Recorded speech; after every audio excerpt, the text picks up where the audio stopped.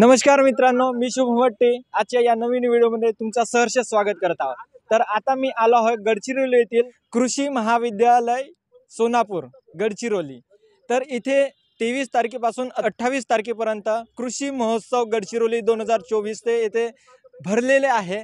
तर तेच आपण त्याची माहिती तेच जाणण्यासाठी आज मी इथे आलेलो आहे। तर या व्हिडिओमध्ये तुम्हाला सुद्धा या कृषी महोत्सवाचा नजारा तुम्हाला पाहायला मिळेल आणि बहुत काही तुम्हाला शिकायला मिळेल। तर चला इथं भेट देऊया।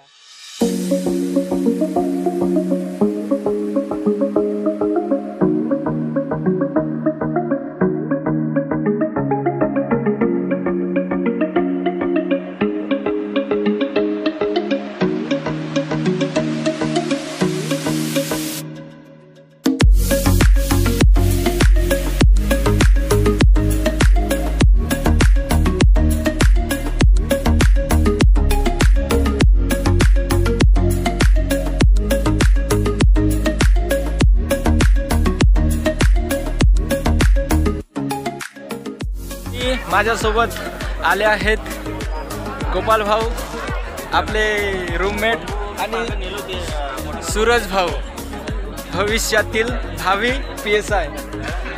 तर आता निसर्गाची फार यांना आवड आहे, तर पहिला स्टॉलवर हे झाडं वगैरे पाहत आहेत।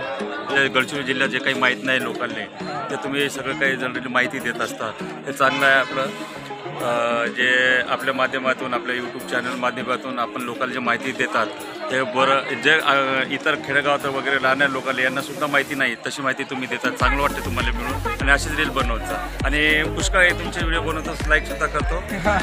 हे आपल्या मित्राला थोडंसं लाईक करा, सबस्क्राईब करा जरा, आणि याने मोटिवेशन वाटलं पाहिजे यासाठी तुम्ही जरा प्रोत्साहन देत सर। असेच कुठं जर गेला तर असे तुमच्यासारखे भेटतात व्यक्ती, तर हाच आहे आमचा। मी चामूर तहसीलमध्ये मी दादाराव चव्हाण नवरगावला राहत असतो, कुंडगडा दिलगाव पोस्ट आहे आमचा। तिकडं बरेचसे पर्यटन स्थळ आहेत येत। थँक्यू, तुम्हाला मिळून सुद्धा आनंद वाटला। थँक्यू।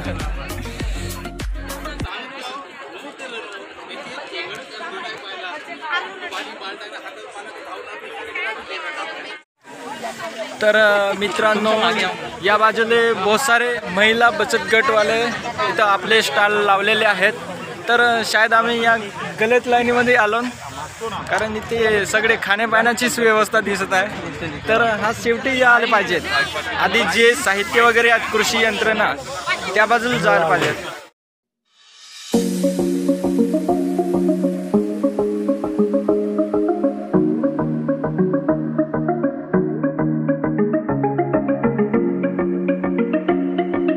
जिल्हा रेशीम कार्यालय आरमोरी या स्टॉलवर आलेला आहोत।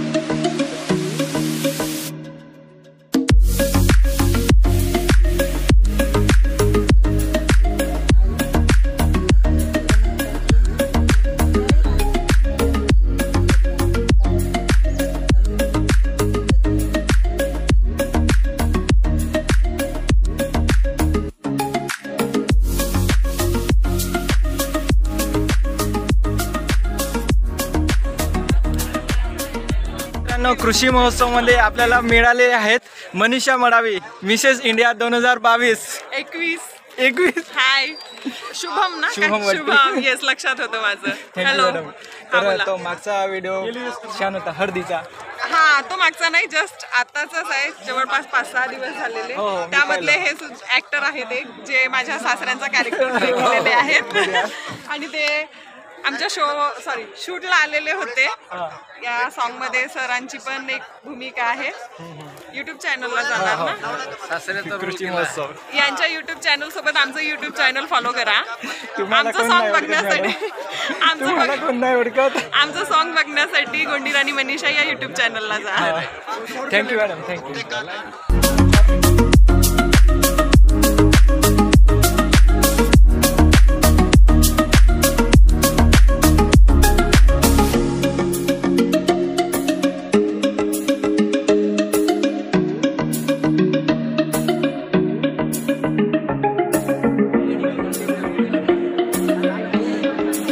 भाऊसाहेब आता गुल्हार घेऊन राहिले। गुल्हार कितीचे? 100 रुपये। फाटा बरोबर आहे।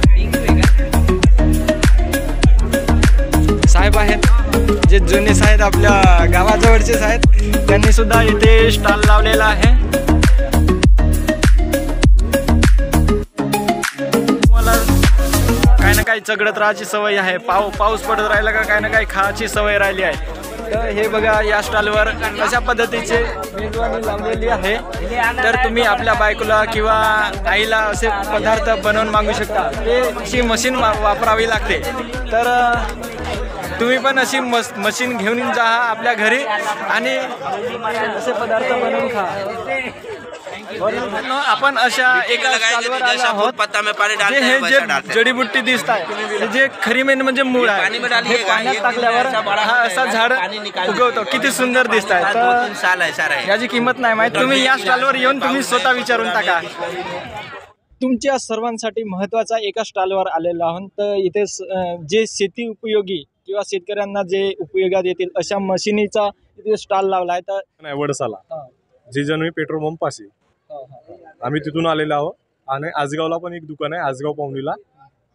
ही मिनी राईस मिल आहे. 5 HP ची मोटर लागलेली आहे.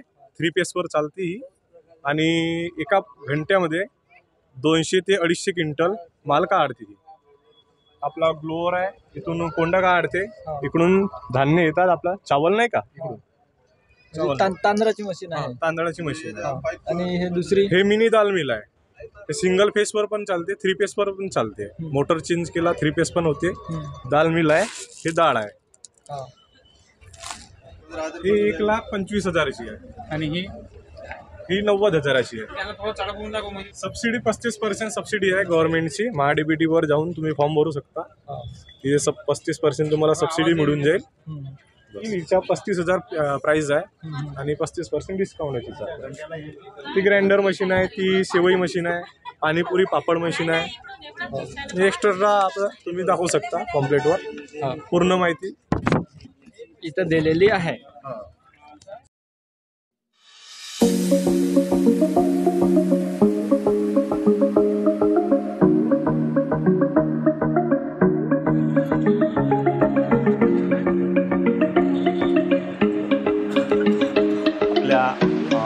गडचिरोली जिल्ह्यामध्ये कृषी प्रदर्शनाचं आयोजन केलेलं आहे. तर आम्ही जिल्हा अधीक्षक कृषी अधिकारी कार्यालयाच्या वतीने एकात्मिक पाणलोट क्षेत्र विकास कार्यक्रम प्रतिकृती इथं साकारलेली आहे. तर यामध्ये आम्ही सुरुवातीला जे पाणलोटाची संकल्पना आहे, माथा टू पायथा, यामध्ये आम्ही सगळी इथे स्ट्रक्चर उभा केलेले आहे.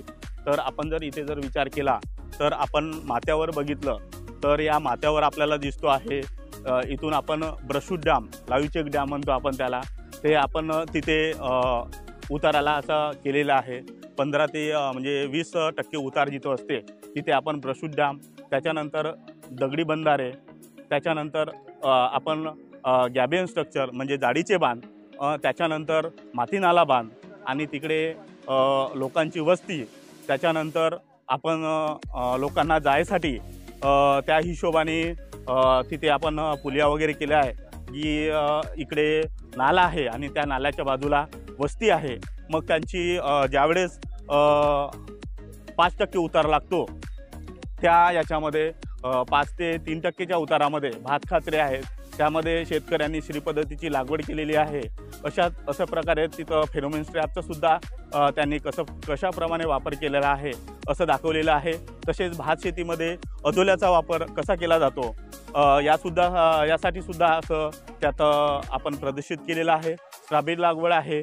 मग यानंतर आपण जर इकडे जर वळलो तर त्याप्रमाणे वडण बंधारा, सिमेंट नाला बांध आणि त्याच्यानंतर वनराई बंधारा असं प्रतिकृती आपण इथे उभी केलेली आहे. यामध्येच रोजगार हमी योजनेअंतर्गत सिंचन विहीर, तसेच फळबाग लागवड, भाऊसाहेब फुंडकर अंतर्गत फळबाग लागवड अशी आपण प्रतिकृती सादर केलेली आहे.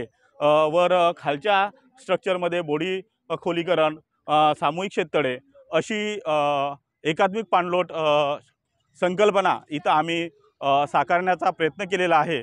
तर यामुळे असा जर स्ट्रक्चर कुठे असलं तर शेतकऱ्यांनी त्या उतारानुसार त्या क्षेत्राचा वापर कसा करता येईल व या प्रत्येक योजनेचा शेतकऱ्यांना कसा लाभ घेता येईल याकडे जिल्हा अधीक्षक कृषी अधिकारी कार्यालयामार्फत पुरेपूर प्रयत्न करून एकात्मिक पाणलोट क्षेत्र विकास प्रतिकृती आम्ही इथे साकार केलेली आहे। त्याबद्दल मी सर्वांचा आभारी आहे। थँक्यू सर, आम्हाला माहिती दिल्याबद्दल। या माहितीमुळे जनसामान्यसुद्धा जे इथपर्यंत येऊ नाही शकत प्रदर्शनीला, त्या लोकांपर्यंत सुद्धा ही माहिती पोहोचणार। खूप खूप धन्यवाद। थँक्यू। या कृषी महोत्सवामध्ये इथं स्ट्रॉबेरीची सुद्धा लागवडीचा एक मॉडेल तयार करून इथं ठेवलेला आहे, तर त्याच्याबद्दल आपण माहिती जाणूया। MK दुधबावरे, कृषी पर्यवेक्षक, मुलशिरा। आम्हाला कृषी महोत्सव जो आहे त्या कृषी महोत्सवामध्ये स्ट्रॉबेरीची लागवड प्रत्यक्षामध्ये शेतकऱ्यांना स्ट्रॉबेरी या पिकाविषयी म्हणजे आपण आजपर्यंत जे ऐकलेलं आहे ते फक्त महाबळेश्वरमध्ये स्ट्रॉबेरी मिळते, पण आज प्रत्यक्षामध्ये आपण या पिकाकडे वळायला पाहिजे आणि नगदी पीक आहे। फक्त फरक एवढाच आहे की लोकांचा एक गैरसमज होता का जो हवामान आपला महाबळेश्वरचा आहे तो थंड हवेचा आहे आणि आपला हवामान जो आहे तो दिवसभर म्हणजे थंड नसते, त्याच्यामुळे लोकांना वाटतं का स्ट्रॉबेरी येणार किंवा नाही, पण आपण ते या माध्यमातून शेतकऱ्यापर्यंत एक मेसेज दिलेला आहे की स्ट्रॉबेरी आपल्या गडचिरोलीत पण होऊ शकते आणि ती चांगल्या क्वालिटी। कसं हे आपल्याला ऑक्टोबरच्या 15 ऑक्टोबरनंतर ते नोव्हेंबरपर्यंत आपल्याला याची लागवड करायची असते। जवळपास याचे जे रोपं आहेत, रोपं आम्हाला महाबळेश्वरवरूनच बोलवावं लागले, कारण इथं रोपाची निर्मिती झालेली नाही आणि अजून तेवढा डेव्हलप नसल्यामुळे आपण निर्मिती पण करू शकलो नाही। तर जी महाबळेश्वरला आम्ही रोपाची मागणी केलेली होती, जवळपास 55,000 ते 60,000 रोपांची मागणी केली आणि ती शेतकऱ्यांना दिली आणि जवळपास नोव्हेंबरच्या महिन्यामध्ये आपण याची लागवड केलेली आहे।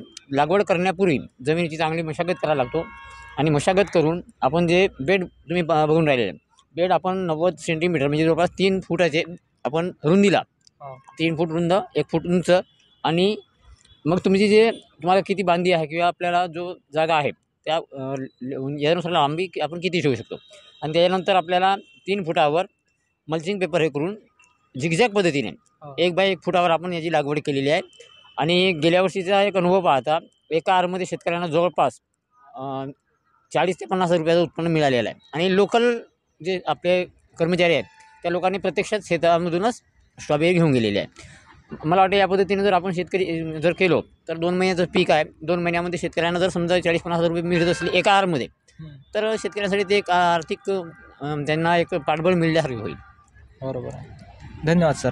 मित्रांनो, आता आपल्याला स्ट्रॉबेरी खाण्यासाठी महाबळेश्वरला जाण्याची जरूरत नाही, कारण आपल्या गडचिरोलीमध्ये सुद्धा ह्या स्ट्रॉबेरीचं उत्पादन करू शकतो।